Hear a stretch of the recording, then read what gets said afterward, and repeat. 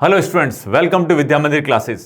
मैं हूं आपका maths mentor Yashpal Swansia, the maths faculty from the Vidya Mandir classes. तो चलिए शुरू करते हैं आज का topic.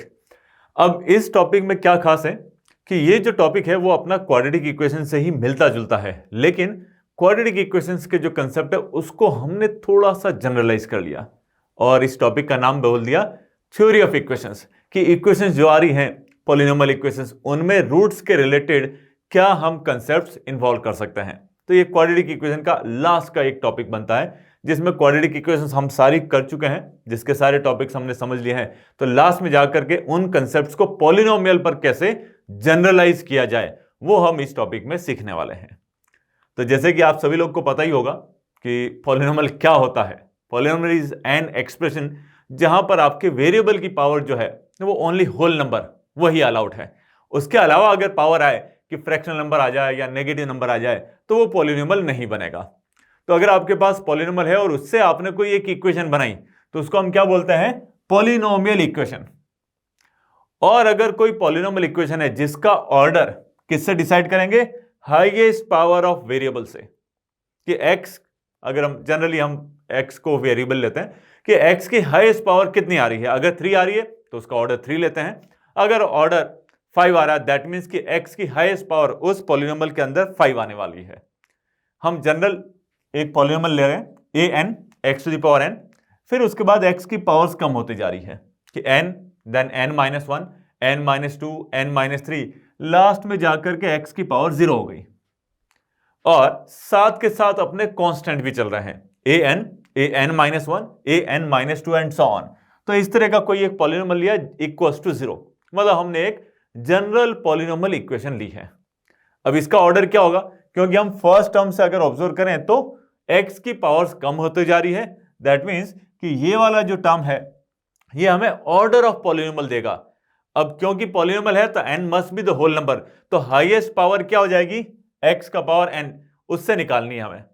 n is the highest power of your variable, so the order of polynomial is n।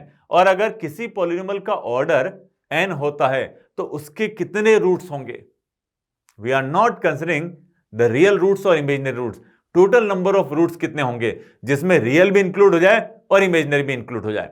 तो इस पॉलिनोमियल इक्वेशन के total number of roots n होंगे। रीजन, इसका ऑर्डर n है इसलिए।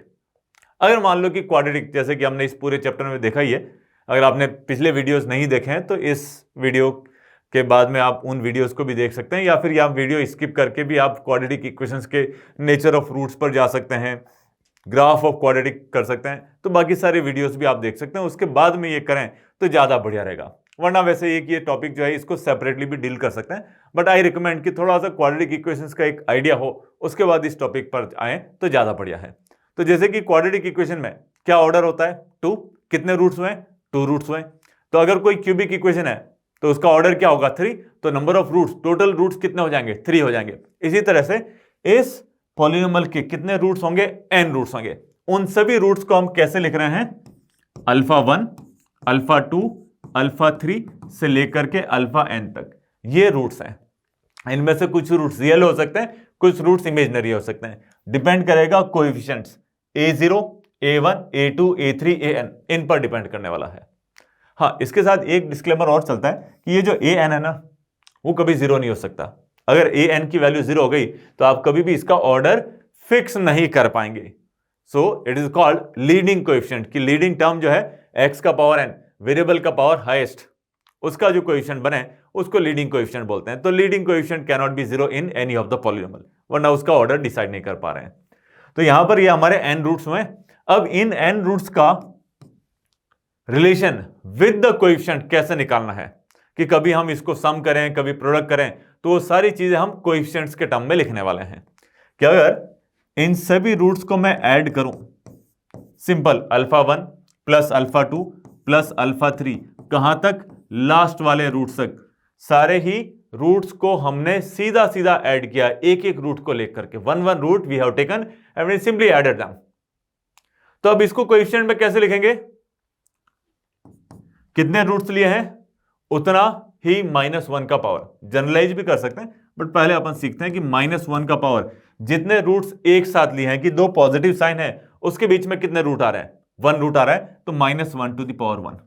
फिर coefficient of x to the power n-1, जितने root लिए हैं उतने ही n में से माइनस कर दो, और वो पावर किसकी आ रही है, x की, उसका कोएफिशिएंट लेना है। तो हमने 1 रूट लिए इसलिए x की पावर n-1 उसका कोएफिशिएंट लगाना है an-1 divided by x to the power n coefficient जो an है वो सब जगह डिवाइड होगा, जस्ट यहां पर न्यूमरेटर चेंज हो जाएगा, बट आगे भी जो रिलेशन लिखेंगे उसमें डिनोमिनेटर तो वही रहने वाला है, न्यूमरेटर चेंज हो जाएगा।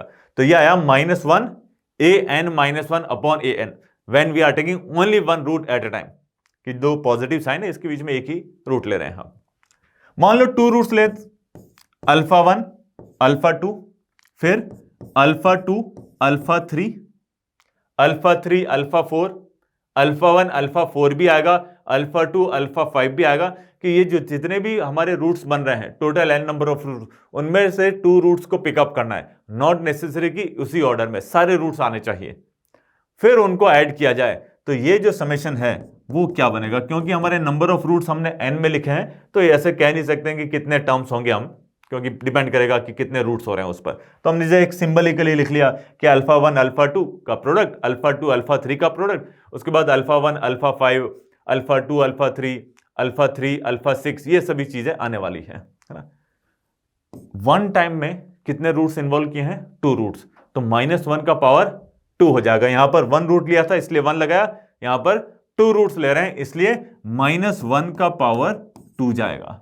और कोएफिशिएंट किसका लेना है, यहां लिया था x की पावर n-1 का, यहां लेंगे x की पावर n-2 का, कि जो n है उसमें से जितने नंबर ऑफ रूट्स लिए उतने माइनस कर दो, उस टर्म का लेना है coefficient. So x to the power n-1 coefficient क्या होगा, an-2 divided by coefficient of x to the power n जो कि an बनता है अपने पास।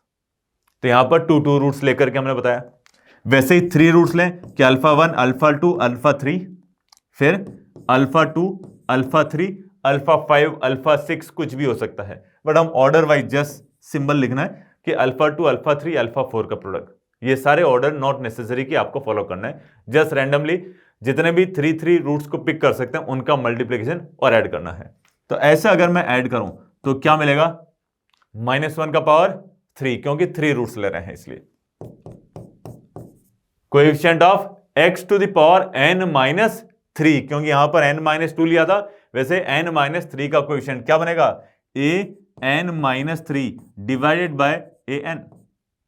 x to the power n का कोएफिशिएंट डिवीजन में ऐसे हम करते जाएंगे, नंबर ऑफ रूट्स बढ़ाते जाओ आप। ऐसे जब बढ़ाते जाएंगे तो लास्ट में एक टाइम ऐसा आएगा जब सारे के सारे रूट्स एक साथ आ रहे हैं, मतलब कि α1 से लेकर के αn तक सारे मल्टीप्लाई करें and there will be only one term, उसको क्या बोलेंगे, product of all the roots. Last में अपना क्या चलेगा, product of all the roots, की α1 α2 α3 से लेकर के αn तक सारे ही रूट्स का प्रोडक्ट आ जाए, तब क्या करेंगे, वही कंसेप्ट कि -1 का जितना पावर जितने रूट्स लिए हैं, अब कितने रूट्स लिए हैं, n लिए हैं, तो हमें यह नहीं पता कि यार कितने नंबर ऑफ रूट्स आ रहे हैं, n पर डिपेंड कर रहा है, बट -1 की पावर तो लगा ही सकते हैं, ये लगा दिया हमने -1 का पावर n। फिर कोएफिशिएंट किसका बनाएंगे, यहां पर 1 रूट लिया था तो x की पावर n का n-1 का कोएफिशिएंट, 2 रूट्स लिए तो x की पावर n-2 का, यहां पर कितने रूट्स ले रहे हैं, एक ही बार में n रूट्स, क्योंकि एक ही टर्म हो रहा है, all the product of the roots. So x to the power n-n, कि n-n कितना हो जाएगा, 0, कि x की पावर 0 का कोएफिशिएंट, x की पावर 0 मतलब कि कांस्टेंट, कि कांस्टेंट टर्म क्या आता है, ये रहा लास्ट में, कि इस कांस्टेंट टर्म को डिवाइड करना है किससे, x की पावर n के कोएफिशिएंट से। So it will be a0 divided by an। ऐसे हमें लास्ट में प्रोडक्ट ऑफ द रूट्स, ये सभी रूट्स और कोएफिशिएंट ऑफ पॉलिनोमियल, इनमें रिलेशन को शो करेगा। अब कई बार क्या है कि अब इतने ये लेंथी एक्सप्रेशन हमें पता भी नहीं कि यार कितने नंबर ऑफ रूट्स आएंगे, टर्म्स कितने होंगे, तो इसको एक और तरीके से लिखा जाता है जिसको हम सिग्मा नोटेशन बोलते हैं। क्या करेंगे कि 1 रूट आ रहा है तो इसको सिंपली बोल देते हैं कि सिग्मा ऑफ ऐसे α_i, जहां पर i की वैल्यू 1 से लेकर के n तक जाएगी। फिर अगर 2 रूट्स आ रहे हैं तो इसको बोलेंगे sigma of α_i α_j, i और j दोनों ही 1 से n तक जा रहे हैं, प्रोवाइडेड कि i and j are not equal, वरना तो α1 का स्क्वायर α2 का स्क्वायर वो भी आ जाएगा, वो नहीं लाना है। Roots should be distinct, root सारे डिस्टिंक्ट होने चाहिए। तो आई और जे की वैल्यूज 1 से n तक, प्रोवाइडेड कि आई और जे इक्वल नहीं आ रहे हैं, तो इस एक्सप्रेशन को ऐसा लिख सकते हैं। इसमें सारी कंडीशंस कि अल्फा 1, अल्फा 3, अल्फा 4, अल्फा 5, इनका प्रोडक्ट सब कुछ आ जाएगा। 3 रूट्स ले रहे हैं, तो अल्फा आई, अल्फा जे और अल्फा के तीनों नॉन इक्वल है। I J K all are distinct starting from 1 to n, ये वैल्यूज ले लें। तो 3 रूट्स वाला भी एक्सप्रेशन लिख सकते हैं। और लास्ट वाला तो वैसे ही प्रोडक्ट ऑफ ऑल रूट्स हैं, तो इसके लिए सिग्मा की जरूरत नहीं, क्योंकि ओनली वन टर्म है। तो लास्ट वाले के लिए सिग्मा लिखने की जरूरत नहीं, ये अंडर सिंपली बोल देंगे कि यार प्रोडक्ट ऑफ द रूट्स हो जाए, तो लास्ट वाला तो अपना ऐसे बन जाता है। तो ये हमने लगाया जनरल पॉलिनोमियल के लिए कि कोई पॉलिनोमियल का ऑर्डर n हो जाए तो कैसे sum of roots, product of the roots, या sum of the roots when few of the roots are being taken at a time, तो उनको हमने लिखा है। अब इसी चीज को हम क्यूबिक पर और क्वार्टिक पॉलिनोमियल पर लगाते हैं नेक्स्ट स्लाइड में। आई होप कि ये चीज आपको क्लियर हुई हो। तो ये तो चीज थी जनरल, अब हम जा रहे हैं स्पेसिफिक क्यूबिक पर। अब इसी को अगर आप क्वाड्रेटिक में लगाते हैं तो ax square plus B X plus C equal to 0, alpha और बीटा दो ही रूट होते हैं, तो सम ऑफ रूट्स कितना हो जाएगा, alpha plus beta, coefficient of x multiplied by -1 to the power 1 upon coefficient of x square minus B upon A आता है। वो चीज स्पेसिफिक हो जाती है कि ऑल रूट्स को लिया जाए। जैसे लास्ट वाला हमने लिखा था अल्फा 1 से लेकर के अल्फा n तक सारे रूट्स का प्रोडक्ट, तो अल्फा इंटू बीटा, दो ही रूट है, तो अल्फा इंटू बीटा क्या हो जाएगा, -1 का पावर 2, दो ही रूट है, तो जितने रूट्स लिए उतने ही पावर लगानी है यहां पर। तो -1 का पावर 2 तो पॉजिटिव, कांस्टेंट टर्म a0 क्या होगा, c upon coefficient of x square that is a, तो c upon a alpha beta होता ही है अपने पास। तो क्वाड्रेटिक पर तो इजीली ऑब्जर्व कर सकते हैं, रूट्स भी निकाल दो तब भी कर सकते हैं।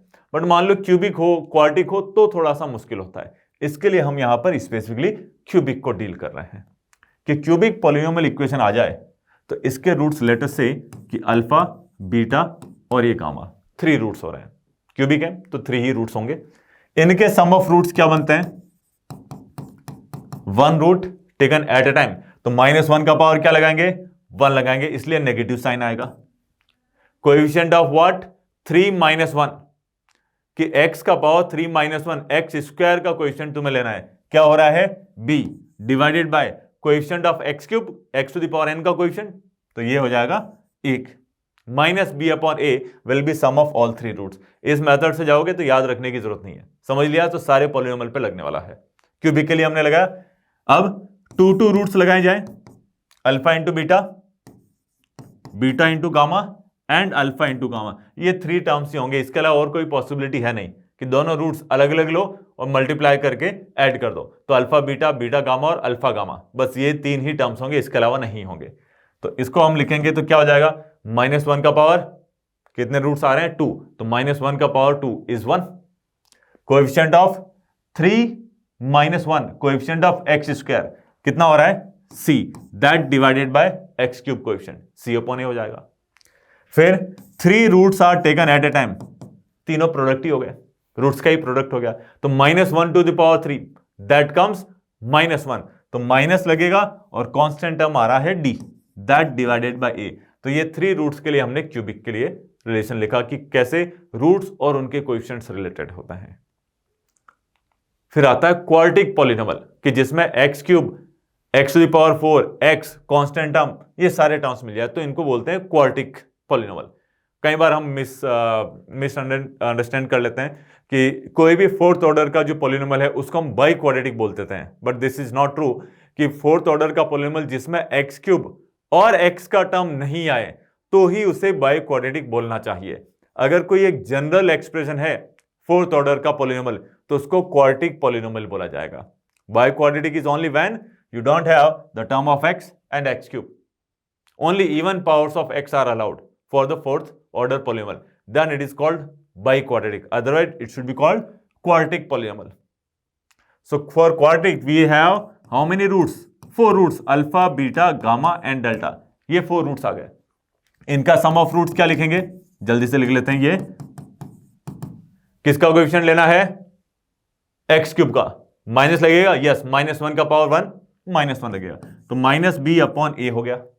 2 रूट्स लिया जाए, अब क्योंकि नंबर ऑफ टर्म्स काफी सारे हो जाएंगे, कितने हो जाएंगे, 4c2, कि 4 रूट्स में से 2 रूट्स को एक साथ लिया जाए, टीएनसी की तरह सिलेक्शन लिया जाए तो 4C2 इतने टर्म्स हो जाएंगे। कितना हो रहा है ये? 6 टर्म्स। लिखना चाहें तो लिख भी सकते हैं, वरना सिग्मा लगा के लिखा जाए तो भी वही एक्सप्रेशन आता है। चलो मैं लिख लेता हूं कि alpha beta plus beta gamma plus gamma delta plus alpha gamma plus alpha delta और बीटा डेल्टा, ये टर्म्स बचे हुए हैं। ये टोटल 6 टर्म्स आते हैं। इनका सम क्या होगा? क्योंकि 2 रूट्स लिए एक साथ तो -1 का पावर 2 पॉजिटिव, कौन सा कोएफिशिएंट? C लेना है, दैट डिवाइडेड बाय A। फिर 3 रूट्स अल्फा बीटा गामा एक साथ आए तो alpha beta gamma plus beta gamma delta plus alpha beta delta plus ये हो जाएगा अल्फा बीटा डेल्टा हो गया, अल्फा बीटा गामा हो गया, और क्या बचेगा हमें इसमें? 1 more term will be there because we are selecting the 3 roots out of 4, तो 4C3 मतलब कि 4 टर्म्स होने चाहिए। तो अभी इसमें बीटा तीनों जगह आ गए हैं, तो ये हो जाएगा अल्फा गामा और डेल्टा। ये सम हो रहा है कितना? -1 का पावर 3 -1 और D अपॉन A के इक्वल। लास्ट में जाकर के चारों ही रूट्स का product alpha beta gamma delta सब का प्रोडक्ट क्या हो जाएगा? -1 का पावर 4 जो कि 1 होता है, कांस्टेंट टर्म E आ गया, और ये डिवाइड हो रहा है x की पावर 4 A से डिवाइड, तो E upon A is coming product of all 4 roots for this polynomial. तो इस तरीके से हम चाहे तो 5th ऑर्डर का पॉलिनोमियल हो जाए, 6th ऑर्डर का, या कोई भी nth ऑर्डर का पॉलिनोमियल हो जाए, सब पर ऐसे sum of root, product of the roots या sum roots taken at a time, इन सभी को हम लिख सकते हैं। सो आई होप कि यहां तक आपको क्लियर होगा। If it is clear then it is time to move on the examples. अब एग्जांपल्स में थोड़ा सा अपन क्वाड्रेटिक का भी यूज करेंगे, थोड़ा सा लॉजिक यूज किया जाए, काफी इजी वे में हम सॉल्व कर सकते हैं। तो देखिए क्या है, क्यूबिक इक्वेशन दी गई है और क्या बोला है? The sum of 2 roots of the equation, कि 2 रूट्स हैं इस इक्वेशन के, उनका सम तो आ रहा है 0। फिर पूछ लिया गया कि यार रूट्स निकालो फिर, कि इस क्यूबिक के ऐसे 2 रूट्स हैं जिनमें एक रूट पॉजिटिव है, दूसरा रूट उसी का नेगेटिव हो, तभी जाके सम 0 होगा। जैसे एक रूट जो है वो k आ गया तो दूसरा रूट -k होगा। थर्ड रूट के बारे में कोई इंफॉर्मेशन नहीं है, ओनली 2 रूट्स के बारे में इंफॉर्मेशन है कि एक रूट है k तो दूसरा रूट -k आ गया, इस तरह से दिया हुआ है। तो लेट्स से कि हमारे जो रूट्स आ रहे हैं, एक रूट लिया अल्फा, दूसरा रूट -अल्फा, एक रूट पॉजिटिव तो दूसरा रूट नेगेटिव आ रहा है, तभी जाकर के सम 0 हो जाएगा, कि sum of 2 roots are 0। Third root, क्योंकि 3 रूट्स हैं तो थर्ड रूट को हमने लिया गामा। यहां पर जो सेकंड रूट है बीटा, वो मैंने -अल्फा ले लिया, because alpha plus beta should be the 0। फिर निकालने जा रहे हैं कि रूट्स, की रूट से क्या हो जाएगा। अब रूट्स अगर निकालना है तो सीधा सीधा सम ऑफ रूट क्या लिख सकते हैं? सारे रूट्स का सम, कि अल्फा -अल्फा प्लस गामा। इस क्यूबिक के लिए सम ऑफ रूट -16/4 -4 के इक्वल। अल्फा तो कैंसिल हो गया, गामा की वैल्यू आ गई -4 के इक्वल, कि एक रूट तो अपना -4। वैसे अब ऑप्शंस अगर देखें तो फोर्थ वाला जो ऑप्शन है उसी के अंदर -4 आ रहा है। But if you try to solve the other roots also, कि एक रूट तो पता चल गया -4, पुट करके आप वेरीफाई भी कर सकते हैं कि अगर x की जगह -4 रखा जाए तो ये इक्वेशन सेटिस्फाई हो रही है। हमारा काम है कि अगले नेक्स्ट रूट्स अल्फा और -अल्फा को सॉल्व करना। इसके लिए क्या करेंगे? सम ऑफ रूट तो हमने लगा ही दिया, प्रोडक्ट ऑफ द रूट्स पर भी जा सकते हैं। प्रोडक्ट ऑफ द रूट्स क्या होगा? क्योंकि गामा सॉल्व कर लिया तो प्रोडक्ट के अंदर अल्फा इंटू -अल्फा का ही तो प्रोडक्ट होगा, तो प्रोडक्ट ऑफ द रूट्स, चाहे तो 2 roots taken at a time, उसको भी लगाया जा सकता है। वो आप तीनों लिख लोगे, क्वेश्चन के अकॉर्डिंग क्या रिक्वायरमेंट होती है वो आप कर सकते हैं। अभी यहां पर मुझे लग रहा है कि हम प्रोडक्ट ऑफ द रूट्स लगाएं तो ये मिलेगा -alpha into gamma equals to what? Product of the roots minus into constant term -36 into -1, 36 divided by x³ का कोएफिशिएंट, तो ये हो जाएगा अपना कितना? This 36/4, that comes 9। गामा की वैल्यू रख देते हैं -4, तो ये अल्फा², जब यहां -4 रखेंगे तो यहां पर ये हो जाएगा माइनस कैंसिल, माइनस और minus cancel, and alpha comes as 9/4। Alpha की वैल्यू कितनी हो जाएगी? एक पॉजिटिव एक नेगेटिव, 3/2 एंड -3/2। दिख रहा है यहां पर कि एक अल्फा पॉजिटिव आया तो दूसरा अल्फा मतलब कि दूसरा रूट माइनस अल्फा आता है, तो alpha is 3/2 and next minus alpha is this value, है ना, क्योंकि अल्फा और माइनस अल्फा को हमने एक साथ सॉल्व किया, सो इनकी वैल्यूज हमें सेलेक्ट करनी पड़ेगी। So last one, fourth one is our answer, all three roots are matching.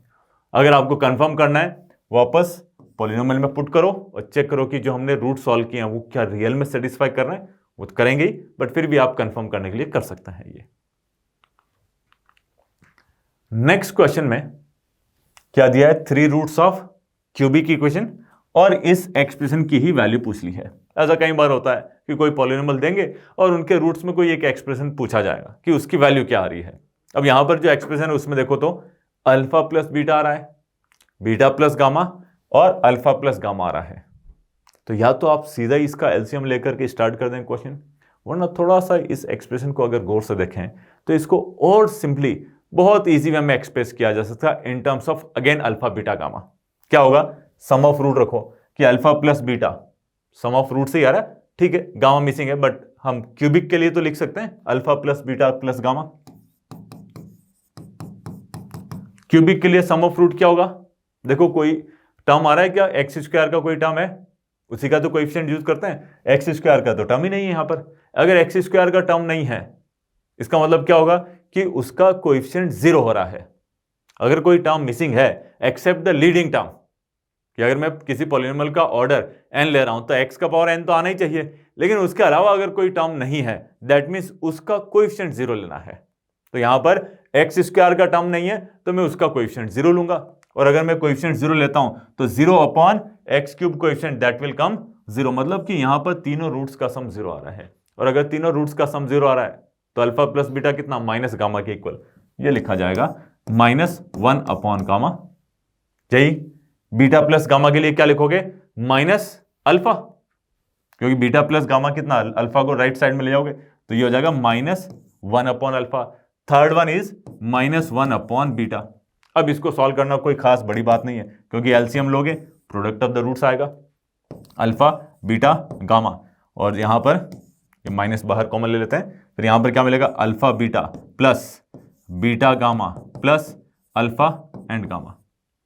Numerator denominator दोनों डायरेक्टली लिख सकते हैं। न्यूमरेटर में क्या हो जाएगा, माइनस लगाया हुआ है, किसका कोएफिशिएंट लेना है, x का, जो कि 4 आ रहा है, दैट डिवाइडेड बाय 1, न्यूमरेटर आया। डिनोमिनेटर क्या हो जाएगा, product of the roots, product of the roots के अंदर कांस्टेंट टर्म x पावर 0 का कोएफिशिएंट ये अवेलेबल है, 1 है, और -1 बुल्ला नहीं तो ये 1 और -1 divided by x cube coefficient that is 1, minus और माइनस कैंसिल होकर के 4 देता है। तो ये पूरा एक्सप्रेशन सिंप्लीफाई होके ऑप्शन 4 भी आता है। इसी तरीके से और भी एक्सप्रेशंस बनाए जा सकते हैं, जिसमें अल्फा का स्क्वायर बीटा का स्क्वायर लिख सकते हैं, alpha square upon beta square plus beta square upon gamma square, ऐसे कोई सारे एक्सप्रेशंस हो सकते हैं। आपको जस्ट क्या करना है, थोड़ा सा सिंप्लीफाई करो और उसके बाद sum of root, product of the roots, इनसे थोड़ा सा वैल्यूज पुट कर सकते हैं। थोड़ा सा सॉल्व करेंगे तो कैलकुलेशन काफी हद तक कम हो जाएगी, वरना डायरेक्टली अगर एलसीएम लेकर के स्टार्ट किया तो टर्म्स बड़े होंगे, आखिरी में आंसर तो वही आना है, बट जितने ज्यादा इजी टर्म्स को आप हैंडल करें आपकी कैलकुलेशन उतनी ही लाइट होगी। Easy calculation, small calculation, silly mistakes के चांसेस भी कम होने वाले हैं। तो थोड़ा सा ये चीज आप ध्यान रखें तो सिली मिस्टेक्स को भी अवॉइड करने में ही आपको हेल्प मिल सकती है। नेक्स्ट क्वेश्चन में कंडीशन पूछी गई है जिसमें इस क्यूबिक के एक फैक्टर, इस क्यूबिक का एक factor is x square plus 2ax plus A square है, ओनली वन फैक्टर, और वो फैक्टर भी कैसा है, क्वाड्रेटिक दे दिया। तो हम कह सकते हैं कि क्यूबिक है तो इसके कितने फैक्टर्स होंगे, मैक्सिमम कितने पॉसिबल हो, अगर रूट्स रियल हो जाए तो 3 लीनियर फैक्टर्स हो सकते हैं। उन 3 लीनियर फैक्टर में से 2 को मल्टीप्लाई कर लिया, there will be 3 linear factors for the cubic. अगर तीनों रूट्स अपने रियल हैं तो उनमें से अगर 2 फैक्टर्स को मल्टीप्लाई कर दिया जाए तो क्या मिलेगा, क्वाड्रेटिक। वो क्वाड्रेटिक हमें ये दी हुई है, तो हम कह सकते हैं कि ये जो क्यूबिक है x cube minus 3px plus 2q, कि x square plus 2ax plus A square, इसके 2 फैक्टर्स होंगे। One more linear factor is required to get the third root, let's say that is x plus k, क्योंकि x cube का coefficient 1 है तो यहां पर भी मैं x प्लस के ले सकता हूं। अदरवाइज एक्स क्यूब का कोएफिशिएंट कुछ और होता तो वो कांस्टेंट मुझे यहां पर मैच करना होता कि एक्स का कोएफिशिएंट मैच कराना होता। अभी यहां पर एक्स क्यूब है तो एक्स का कोएफिशिएंट मैं 1 ले सकता हूं। तो इसके जो रूट्स आ रहे हैं वो 2 रूट्स तो यहां से मिलेंगे and third root will get from the x plus k. अगर मैं लिखना चाहूं, क्योंकि ये जो क्वाड्रेटिक फैक्टर वो बड़ा स्पेसिफिक है, परफेक्ट होल स्क्वायर बन रहा है कि एक्स प्लस ए होल स्क्वायर, और ये मिला हमें एक्स प्लस के। तो इसके रूट्स भी ले सकते हैं कि माइनस ए, दोनों ही रूट तो माइनस ए दे दिए फर्स्ट वाले फैक्टर ने कि एक्स प्लस ए का स्क्वायर है, तो रिपीटेड रूट आ रहे हैं। थर्ड वाला रूट क्या आ जाएगा, माइनस के इक्वल। अब इन रूट्स पर हम sum of root product of the roots लगाएं और के को एलिमिनेट कर दें, क्योंकि के तो हमें कुछ बोला ही नहीं है क्वेश्चन में, तो के को एलिमिनेट करके इनके कोएफिशिएंट में जो रिलेशन आएगा वही हमें पूछा गया है। तो मैं क्या करता हूं कि सम ऑफ रूट लगाता हूं। सम ऑफ रूट क्या हो रहा है, minus two A minus K, coefficient of x square present ही नहीं है, 0 लेना है कि के का वैल्यू जो आ गया वो है -2a के इक्वल। अब प्रोडक्ट ऑफ द रूट्स भी लगा सकते हैं, सम ऑफ रूट्स भी लगा सकते हैं। सम ऑफ द रूट्स तो कर लिया, but 2 roots at a time वो अगर लगाया जाए तो क्या मिलेगा, A square minus A into minus K is A into के।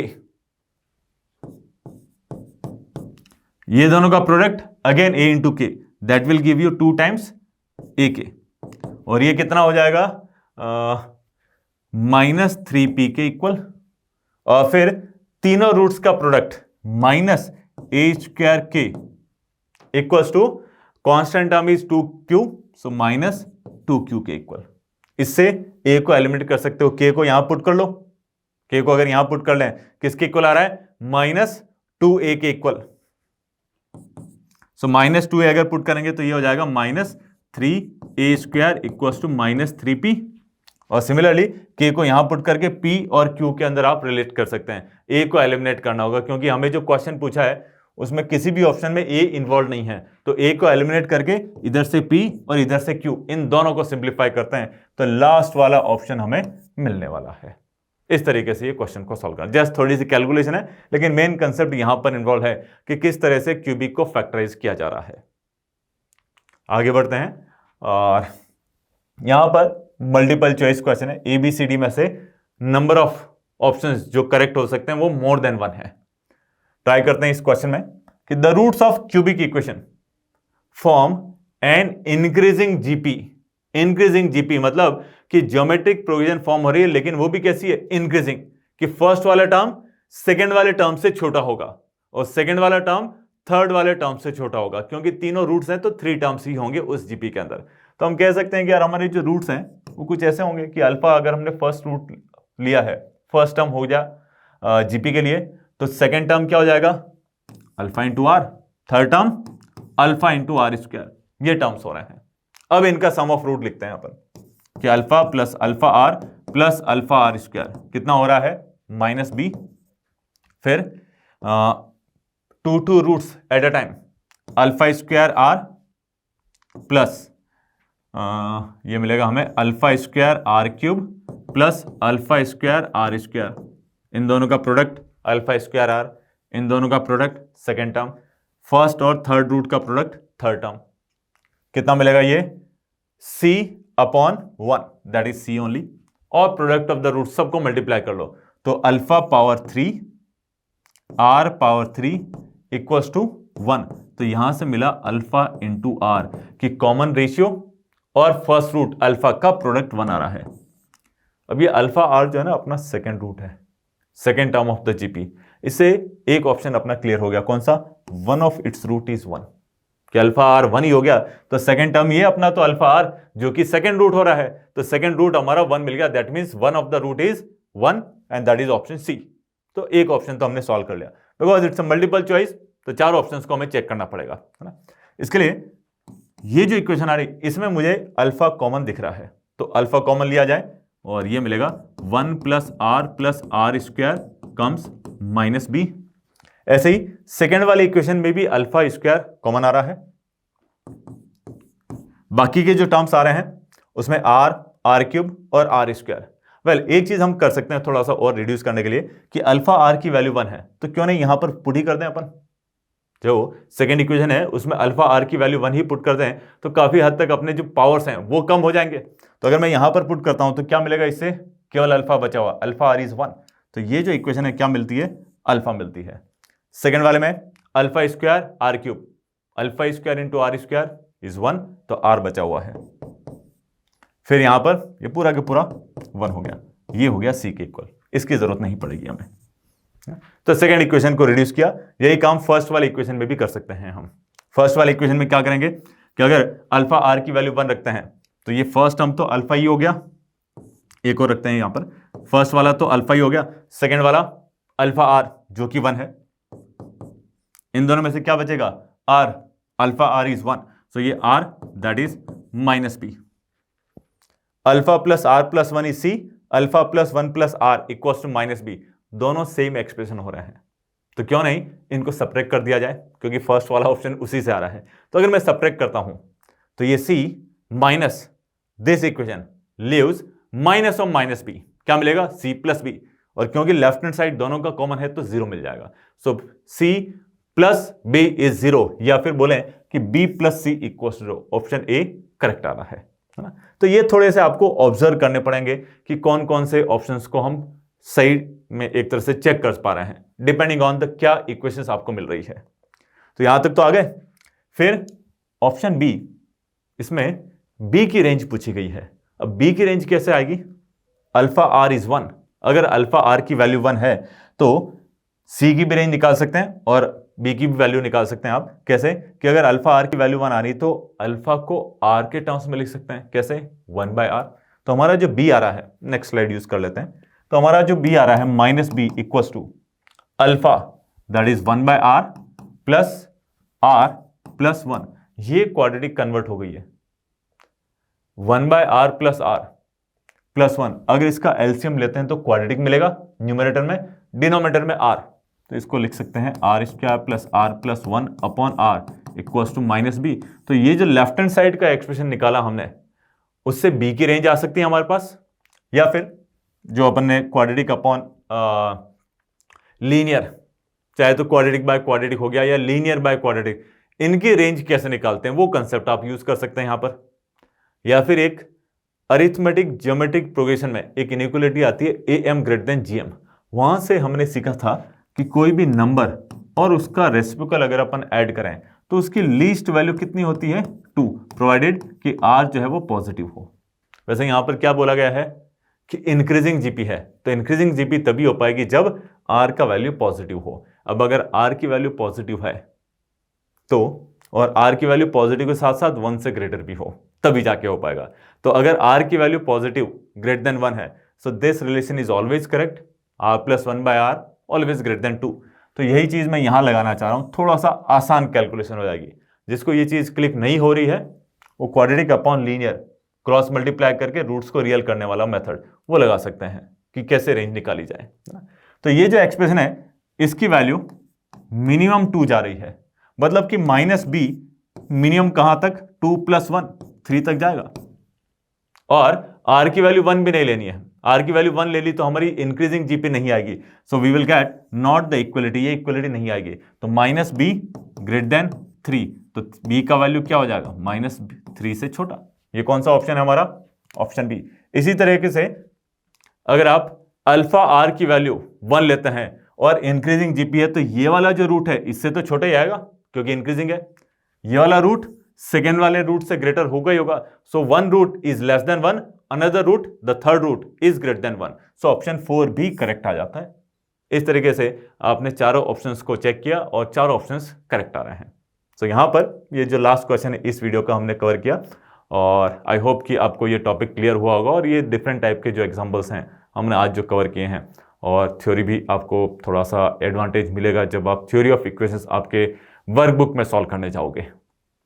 सो by this note we end our video here and expect that you will solve some more questions based on the theory of equations and excel in your exams.